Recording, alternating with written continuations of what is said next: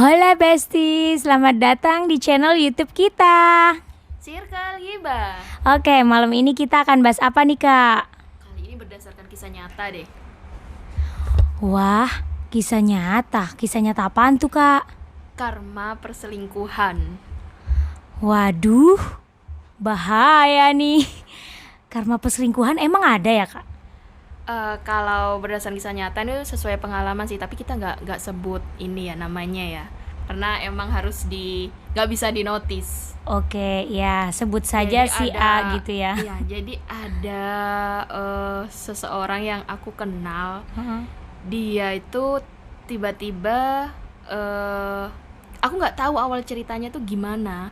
Tiba-tiba dia itu ibaratnya udah punya anak dua gitu loh. Nah, tapi lama-kelamaan pas aku bener-bener kenal sama nih orang, ternyata dia itu adalah istri kedua dari suaminya. Jadi awalnya dia tuh ternyata suaminya tuh udah pernah nikah gitu dan juga punya anak dua juga. Wah, tapi sebelumnya udah dicerai. Nah, info dari orang yang aku kenal ini, itu dia udah cerai dari yang istri pertama. Oh, iya berarti bukan selingkuh Nah, dong. itu belum terkuak waktu beliaunya ini masih hidup lah. Mm-mm. Kodarullah orangnya udah Nah, itu tahan dulu ya, Kak. Itu meninggal. nanti Iya, karmanya.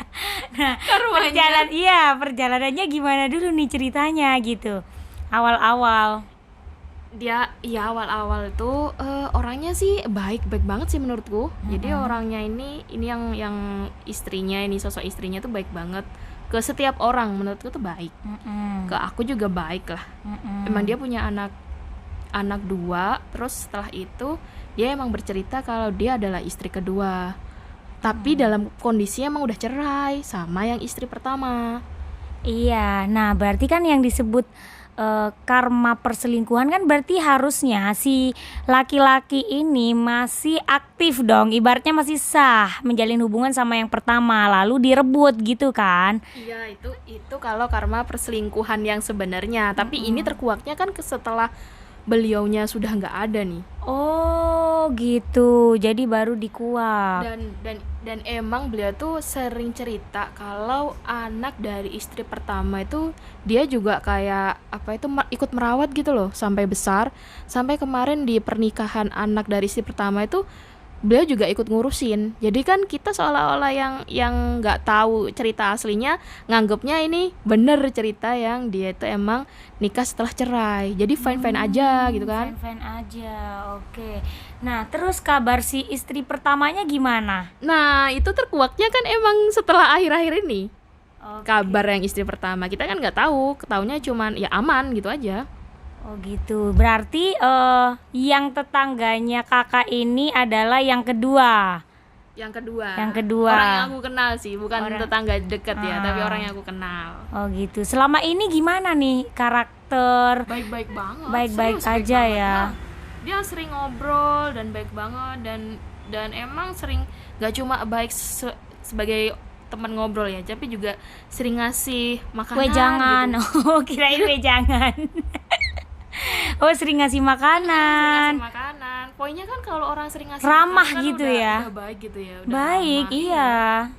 Kayak Sering ramah care. tetangga. Jadi kita nganggapnya bahwa beliau ini orangnya fine meskipun dia adalah istri kedua, dan emang akhirnya tuh kayak terkuak di akhir-akhir setelah beliau meninggal.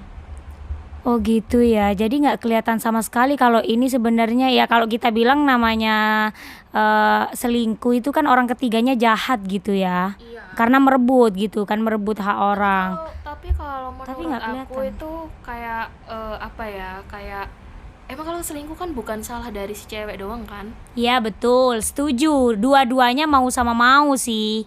Kalau salah satunya nggak mau berarti kan ya nggak akan terjadi. Itu semua nggak akan terjadi. Salah satu nggak mau nggak mungkin Dan di terjadi. akhir-akhir beliau yang sebelum sakit langsung meninggal tuh emang infonya banyak ini loh Kak, banyak pikiran. Kita tuh awalnya kayak nggak ngerti emang pikiran apa sih kok sampai seberat itu mikirnya. Kelihatan banget kalau lagi mikir berat gitu. Mm-mm. Sampai terakhir beliaunya sakit, Sakit. terus ke rumah sakit dan langsung meninggal. Iya, emang sebenarnya sakit itu nggak melulu karena ini ya Kak, karena apa namanya karena penyakit fisik. Kadang juga Lebih banyak sih dari pikiran ya, iya. dari pikiran, gelisah, resah, kacau, stres juga. Dan kita nggak tahu ya, meskipun tetangga deket nggak tahu juga apa yang dipikirin, masalah dia itu apa, nggak semuanya tahu kan ya. Nggak tahu.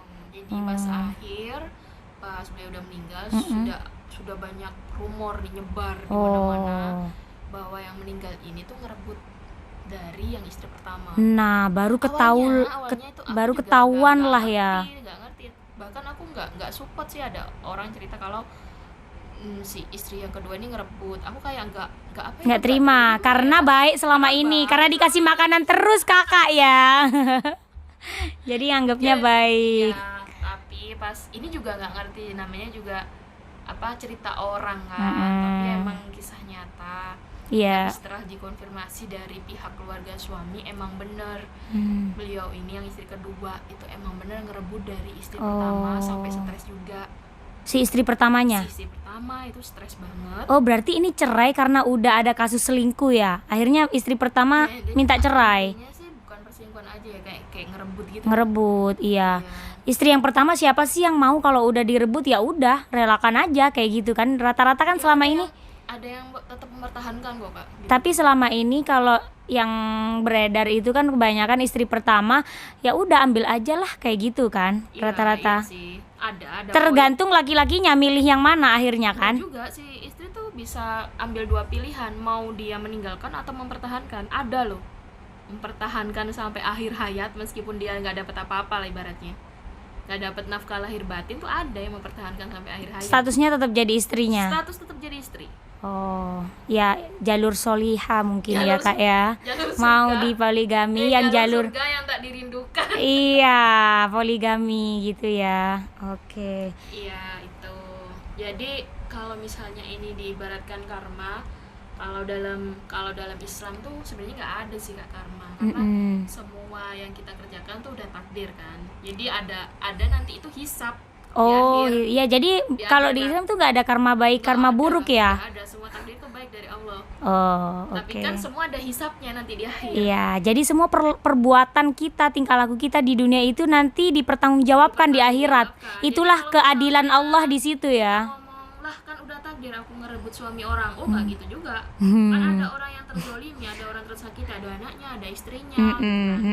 Oke, jadi ya terserah di dunia ini mau berbuat apa, nanti di akhirat tanggung jawab aja masing-masing gitu kan. Nah, jadi kan Ya. diwanti-wanti kita untuk selalu berbuat baik kepada Oke, siapapun, nggak ngambil hak orang lain karena itu akan menyakiti. Oke. Urusan mental anak-anak juga kan. Betul. Jadi kalau cerita nyata ini tadi menurut kakaknya itu adalah benar-benar karma atau bukan? Ya, jadi menurut rangkum aja. ya langsung aja rangkum aja ya. Kalau dari aku sih sebenarnya ya kalau ngelihat ya bisa jadi aku sebagai orang awam ya kayak orang jauh yang nggak kenal siapa itu, netral ibaratnya. Ya mungkin di situ kita ambil hikmahnya, apa yang kita kerjakan di dunia itu selain nanti ada pasti dapat balasan di akhirat, ternyata ada juga loh balasannya di dunia gitu loh. Ternyata kalau bisa diambil tadi ya mungkin masih muda ya. Yang kedua ini ya. Udah banget sih. ya masih ya. mature lah kayak gitu ya. Usia mature itu ternyata udah diambil duluan gitu loh. Padahal itu lagi happy-happynya ya kan. Golden age lah kalau bisa dibilang ya. Tahu kan akhir takdirnya seperti itu. Ternyata kayak gitu diambil duluan. Harusnya kita bahagia bersama anak-anak, nanti bisa lihat cucu. Nah itu mungkin udah dibales di dunia kayak gitu ya. Nah itu yang bisa kita ambil Kak, hikmahnya gitu ya, pelajarannya.